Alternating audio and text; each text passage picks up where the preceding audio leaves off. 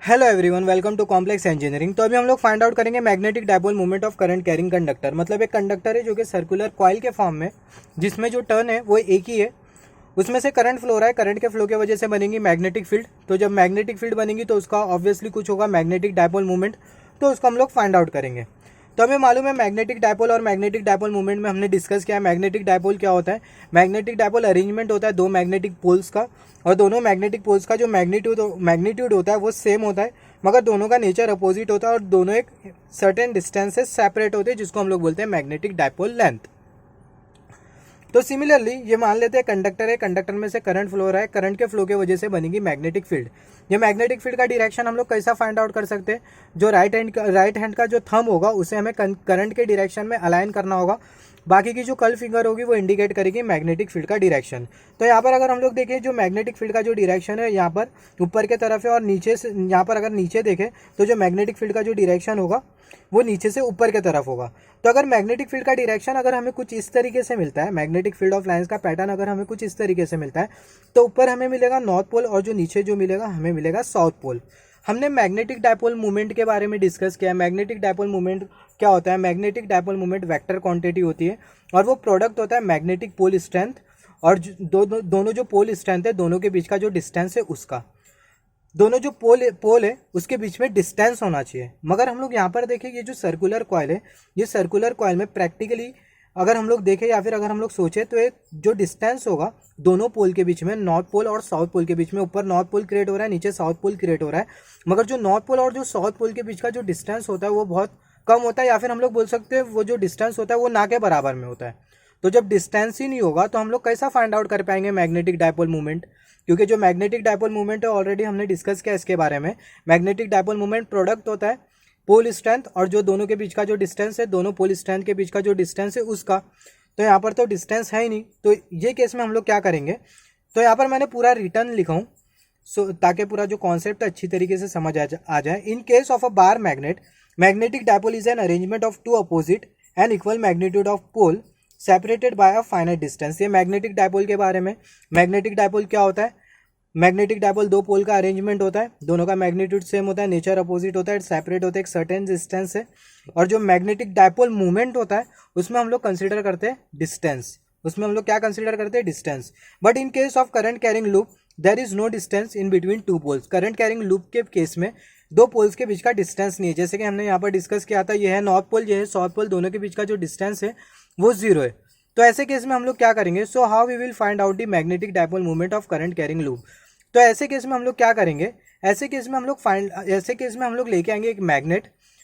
वो मैग्नेट की magnetic field ऐसी होना चाहिए कि वो जो मैग्नेटिक फील्ड है वो ये करंट कैरिंग लूप के मैग्नेटिक फील्ड से कर जाए मैच।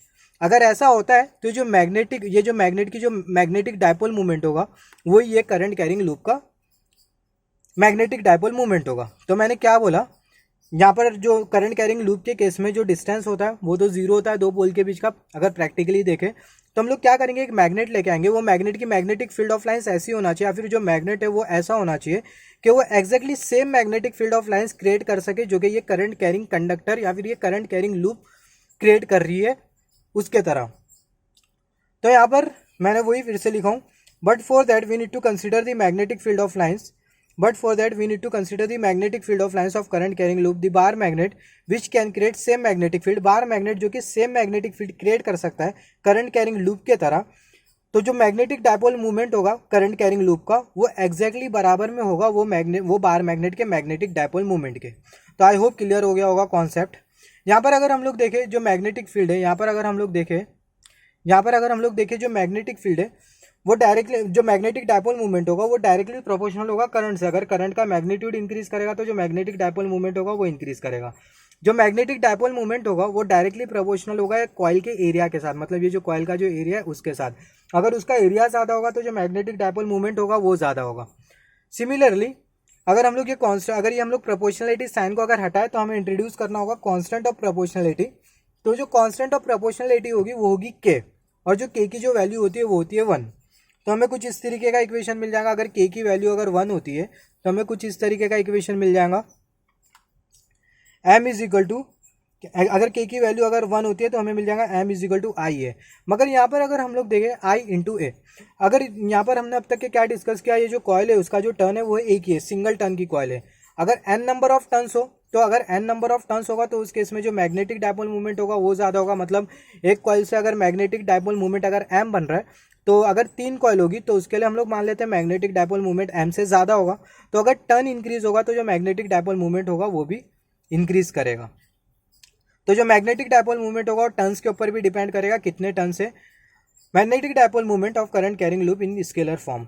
तो यहाँ पर अगर हम लोग देखें ये जो इक्वेशन है, ये इक्वेशन ही हमें ये बताता है magnetic dipole movement current carrying loop का स्केलर फॉर्म में। अगर हमें वेक्टर फॉर्म में अगर फाइंड आउट करना हो, वेक्टर फॉर्म में कंसीडर करना हो, क्योंकि जो मैग्नेटिक डायपोल मूवमेंट है वो वेक्टर क्वांटिटी होती है, तो हमें वेक्टर फॉर्म भी कंसीडर करना होगा।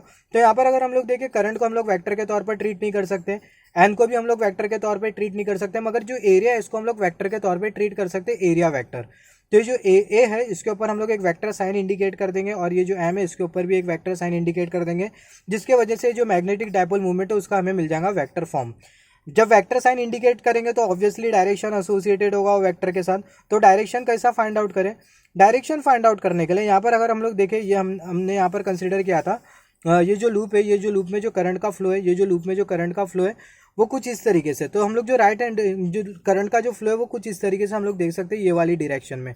तो अगर हम लोग कर्ल्ड फिंगर को, राइट हैंड की कर्ल्ड फिंगर को अगर हम लोग करंट के डायरेक्शन में अगर अलाइन कर लेते तो जो थंब होगा वो इंडिकेट करेगा एरिया वेक्टर का डायरेक्शन, जो कि होगा ऊपर के तरफ। करंट का डायरेक्शन कुछ इस तरीका यहाँ पर देखे, एरो देखे, जो एरो वो इंडिकेट कर रही है करंट का डायरेक्शन। तो ये एरो के डायरेक्शन में, ये एरो के डायरेक्शन में हम लोग कर्ल्ड फिंगर को अलाइन करेंगे तो जो थंब होगा वो इंडिकेट करेगा एरिया वेक्टर का डायरेक्शन। एक मेथड है इसको फाइंड आउट करने का, एरिया वेक्टर को। यहाँ पर अगर हम लोग देखें, ये स्क्रू रूल बोलते हैं इसको हम लोग, स्क्रू रूल। तो यहाँ पर अगर हम लोग देखें जो करंट का जो डायरेक्शन है वो कुछ इस तरीके का है, करंट का जो डायरेक्शन है वो कुछ इस तरीके से करंट फ्लो रहा है, ये डायरेक्शन में करंट फ्लो रहा है। तो अगर हम लोग ये स्क्रू को अगर हम लोग यहाँ पर अगर रखें, यहाँ पर अगर ये लूप के ऊपर रखें परपेंडिकुलर, तो जो स्क्रू होगा जिस भी डायरेक्शन में जो स्क्रू होगा वो अपवर्ड जाएगा या फिर डाउनवर्ड जाएगा, वो जो डायरेक्शन होगा वो हमें इंडिकेट करेगा एरिया वेक्टर का डायरेक्शन। तो यहाँ पर अगर हम लोग देखें, जब स्क्रू को अगर हम लोग यहाँ पर रखेंगे लूप में तो करंट का फ्लो कुछ इस तरीके का होगा कि जो स्क्रू होगा वो ऊपर की तरफ जाएगा। तो इसका मतलब जो एरिया वेक्टर का जो डायरेक्शन है वो ऊपर की तरफ है।